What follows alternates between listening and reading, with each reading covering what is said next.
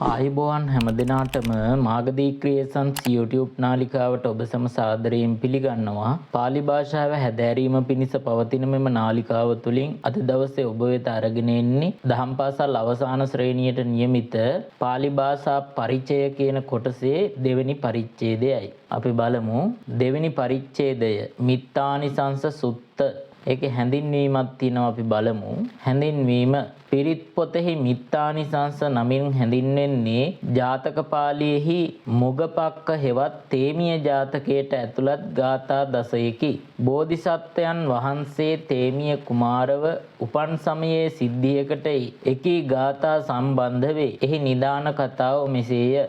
බෝසත් තේමිය කුමරා කුඩා කල්හි සිය පිය රජතුමා සොරුන් පිරිසකට දරුණු වද හිංසා නියම කරනු දැක බියට පත්වෙයි. පසුව ජාති ස්මරණ ඥානය පහළ වූ තේමිය කුමාරයාට තමන්ද අතීත ආත්ම භාවයකදී ඒ නගරයේම රජව සිට සොරුන්ට වදය නියම කිරීමත් ඒ විපාක වශයෙන් 80000ක් අවුරුදු ඔසුපත් නිරෙහි පැසීමත් දැක වඩාත් බියට පත්වෙයි. ඒ අනුව රජවීමට වඩා ගොළු බිහිරි පිළු වශයෙන් සිට මිය යෑම යෙහෙකැයි සිතා එසේ කිරීමට තරයේම සිතා ගනී. ඔබතේ මේ පිරිත් පොතෙහි එන සූත්‍රයක් තමයි මිත්තානිසංස සූත්‍රය කියලා කියන්නේ. මිත්‍රයින්ට ද්‍රෝහි නොවීමේ ආනිසංස කියන සූත්‍ර දේශනාවක් තමයි මේ සූත්‍ර දේශනාව. ඉතින් මේ සූත්‍ර දේශනාව මුගපක්ක හෙවත් තේමිය කියන ජාතකයට තියෙන ගාථා ටිකක් තමයි මේ මිත්තානිසංස සූත්‍රයේ හැටියට පිරිත් පොතට ඇතුළත් වෙලා තියෙන්නේ. මේ පුංචි තේමිය කුමාරයා අතීතයේ තමන් හිටියේ කොහෙද කියලා දැනගැනීමේ ඥානය තිබුණු කෙනෙක්. ඉතින් ඒ හින්දා මේ තේමිය කුමාරයා පෙර ජීවිතයක තමන් රජෙක් වෙලා ඉඳලා සොරුන්ට වදයක් නියම කරලා එහි විපාක වශයෙන් අවුරුදු 80000ක් ඔසුපත් කියන නිරෙහි පැසුණු බවත් දැක්කා. ඒ දැකලා වඩාත් බයට පත් වෙලා සාමාන්‍යයෙන් රජ කුමාරයෙක් කියලා කියන්නේ තාත්තගෙන් පස්සේ කුමාරයානේ රජ වෙන්නේ. ඉතින් ඒ හින්දා මෙයා කල්පනා කරනවා රජ වීමට වඩා හොඳයි ගොළුෙක් බිහිරෙක් පිලෙක් වශයෙන් ඉඳලා මැරිලා යන එක කියලා එහෙම ඉන්න හිතාගත්තා. කුමාරයාගේ වෙනස් වීම පිළිබඳව විමසා බලන අංග ලක්ෂණ කියන්න උන්හට ඔහුගේ අදිෂ්ඨානය පිළිබඳ අවබෝධයක් ලබාගත නොහැකි වෙයි. එහෙයින් රජතුමා සතුටු කිරීමට කල්පනා කළ ඔවුහු ඒ කුමරා කාලකන්ණියෙකු නිසා රජුට එයින් අපලගෙන දෙන බවත් වහාම සොහොනට ගෙන ගොස් වලලා දැමිය යුතු බවත් දන්වා සිටිති. ලක්ෂණ පාඨකයින්ගේ කීම පිළිගන්නා රජතුමා රියදුරු ගෙන්වා උපදෙස් දී සොහොනට යවයි. කුමරා සහිත රිය පසෙක තබා වලක් කනින රියදුරා වෙතට පැමිණෙන තේමිය කුමාරයා කතාව ආරම්භ කරමින් රාජ සේවකයෙක් රජුගේම පුත්‍රයා පණ පිටින් වලලෑම මිත්‍රද්‍රෝහී මිත්‍ර ඝාතක අපරාධයක් නොවේදැයි විමසමින් මිත්‍ර ද්‍රෝහී නොවීම නිසා පුද්ගලයෙකු සමාජය තුළ භූත භෞතික සෑම දෙයකින්ම උපහාර ලබන අයුරු පැහැදිලි කර දෙයි. එකපාරටම හොඳට සෙල්ලම් කර කර දුව පැන පැන හිටපු කුමාරයා ගොළුෙක් වගේ බිහිරෙක් වගේ පිලෙක් වගේ ඉන්න ගත්තට පස්සේ රජ්ජුරුව බලනවා මොකද මේ ළමයට උනේ කියලා. ඊට පස්සේ අංගලක් කියන අය ගෙනල්ලා කුමාරයාට මොකද උනේ කියලා බලද්දී එයාලට හරියට අවබෝධ කරගන්න බැරි වුණා මොකද්ද උනේ කියලා. ඊට පස්සේ ඒගොල්ලෝ රජ්ජුරුව සතුටු කරන්න කියලා හිතාගෙන ඒ අංග ලක්ෂණ කියන අය රජතුමනි මේ ළමයා නම් කාලකන්ණි දරුවෙක් රජතුමාටත් අපල එනවා මේ ළමයා රජ්ජුරුව ගාව හිටියොත් ඒ හින්දා මොහු වහාම සොහොනට ගෙනහිල්ලා දාන්න කියලා කියනවා. ඊට පස්සේ රජ්ජුරුව ඒ කීම අහලා රියදුරාට කතා කරලා රියක දමලා යවනවා සොහොනට. ඒ ගියාට පස්සේ රියදුරා රතයෙන් බැහැලා ගිහිල්ලා වලක් කපනවා මේ රජකුමාරයා පණ පිටින්ම වලලන්න. ඉතින් ඒ වෙලාවේ තමයි තේමිය කුමාරයා ළඟට ගිහිල්ලා ඔන්න කට ඇරලා කතා කරන්න ගත්තේ මේක හොඳ වැඩක් නෙමෙයි රජ්ජුරුවන්ගේ පුතා පණ පිටින්ම වලලෑම මිත්‍රද්‍රෝහී ක්‍රියාවක් කියලා මිත්‍රයින්ට ද්‍රෝහි නොවීමේ ආනිසංස මේවා කියමින් මෙන්න මේ ගාථා ටික කියනවා. මිත්ත පූජා ආනිසංස යනුවෙන් කී ගාථා හඳුන්වා දෙනු ලැබේ. මිත්තානිසංස මිත්‍රයින්ට ද්‍රෝහි නොකිරීමේ ආනිසංස. පහූත භක්කෝ භවති විප්ප බුත්තෝ සකාඝරා බහූනං උපජීවಂತಿ යෝ මිත්තානං නදුභති. මේ යටින් තියෙන අර්ථය ඒට අනුව පදයෙන් පදේ අර්ථය විමසමු. යෝ කීවේ යමෙක් මිත්තානං මිතුරන්ට නදුභති ද්‍රෝහ නොකරේ නම්. සෝ කියලා අපිට පද පූර්ණාර්ථයෙන් දාගන්න වෙනවා. ඔහු විප්පවුත්තෝ සකාගරා. සකාගරා කියලා කියන්නේ සොකීය නිවසින් විප්පවුත්තෝ බැහැරට ගියේ නමුත් පහූත භක්කෝ භවති බොහෝ ආහාර ඇත්තෙක් වෙයි. ඊළඟට බහු නං උපජීවಂತಿ. නං කියන්නේ ඔහු බහු බොහෝ දෙනෙක් උපජීවಂತಿ අන්න ඇසුරෙන් ජීවත් වෙති. උපජීවಂತಿ කියන්නේ ඇසුරු කොට ජීවත් වෙති. ඒකේ සම්පූර්ණ අදහස යමෙක් මිතුරන්ට ද්‍රෝහ නොකරේ නම් හෙතෙම සිය ගෙයින් බැහැර ගියේ නමුදු බොහෝ ආහාර ඇත්තෙක් වෙයි. බොහෝ දෙනෙක් ඔහු ඇසුරෙන් ජීවත් වෙති.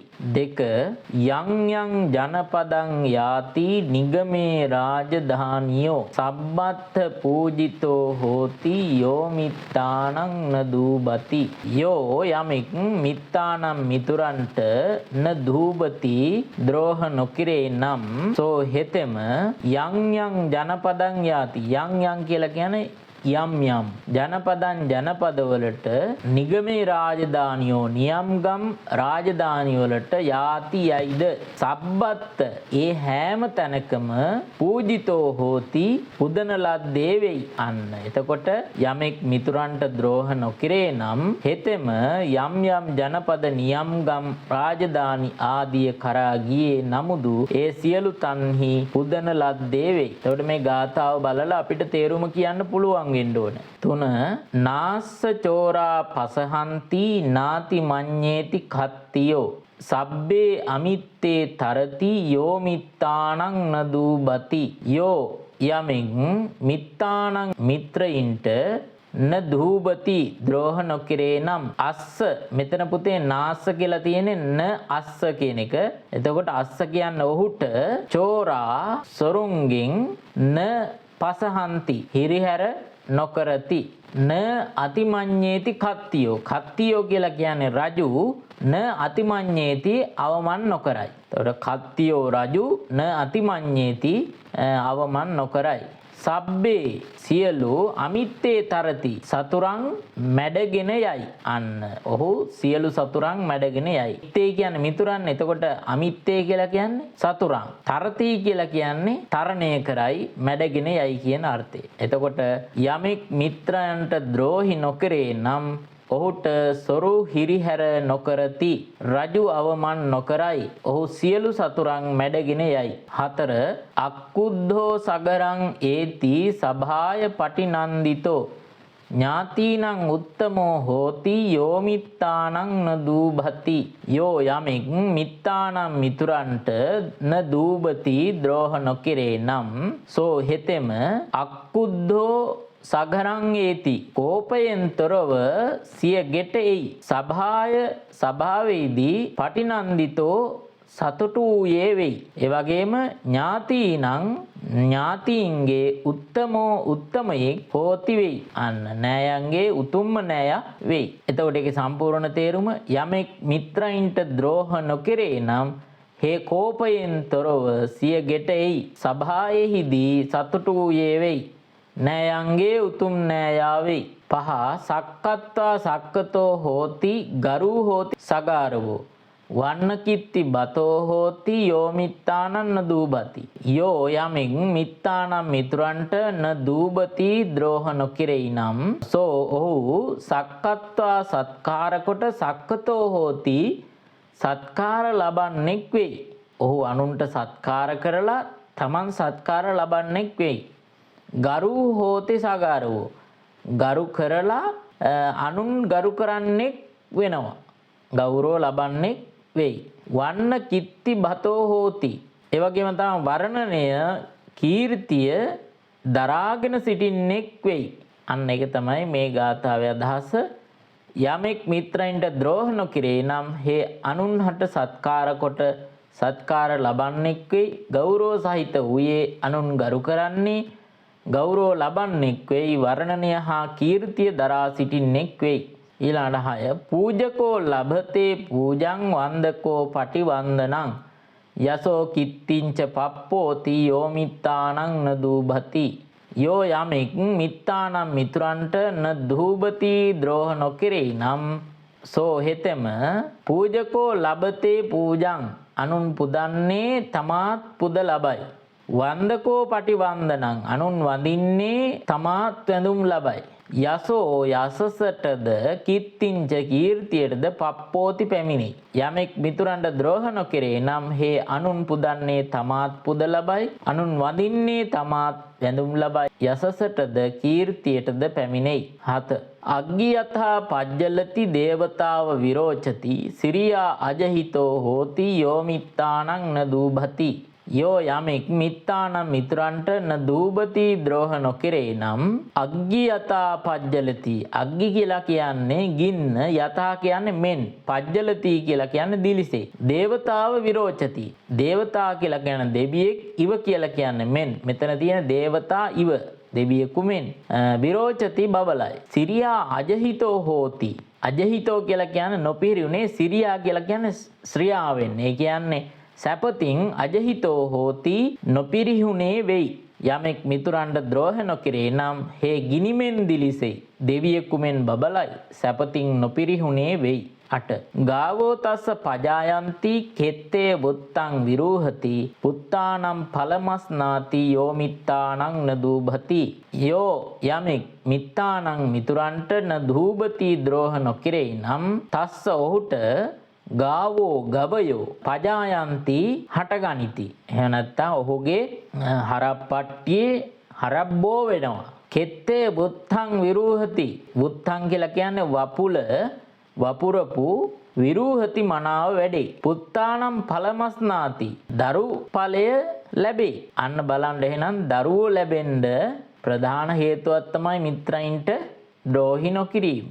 එතකොට බලන්න මේ ගාථාවේ තියෙන්නේ යමෙක් මිත්‍රයින්ට ද්‍රෝහ නොකිරේ නම් ඔහුට ගවයෝ හටගනිති. ගව සම්පත වැඩි වේ. කෙත්තේ බුත්තං විරූහති. කෙතෙහි වපුලදී මනාව වැඩේ. පුත්තානම් පලමස්නාති. දරු ඵල වළඳයි. ඒ කියන්නේ දරු සම්පත්තිය ඔහුට තියෙනවා. 9. දරිතෝ පබ්බතාතෝ ආ රුක්ඛාතෝ පතිතෝ නරෝ චුතෝ පතිට්ඨං ලබති යෝ මිත්තානං න දූභති. යෝ යමෙක් මිත්තානම් මිතුරන්ට න දූභති ද්‍රෝහ නොකිරේ නම් සෝ හෙතෙම දරිතෝ ගිරි කඳුරකින්, පබ්බතාතෝ පර්වතයකින්, රුක්ඛාතෝ ගසකින්, පතිතෝ නරෝ චුතෝ එයින් චුත වෙලා වැටුණත් කියපුව වගේ ලෙස්සල වැටිලා ගියත් එයින් පිහිට ලබයි.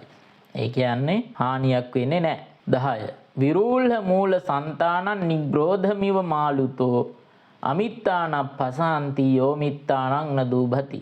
යෝ යමෙක් මිත්තානම් මිතුරන්ට න දූභති ද්‍රෝහ නොකිරේ නම් සෝ ඔහු විරූල්හ මූල සන්තානං හොඳින් වැඩුණු මුල් අරලු ඇති නිග්‍රෝධමිව නුගගසක් මෙන්. නිග්‍රෝධං ඉව කියන එක තමයි පුතේ මෙතන තියෙන්නේ. නිග්‍රෝධං කියන්නේ නුගගසක් මෙන් මාළුතෝ සොලවා පෙරලා දැමීමට අමිත්තා සතුරෝ නප්පසහන්ති අපොහසත් වෙති.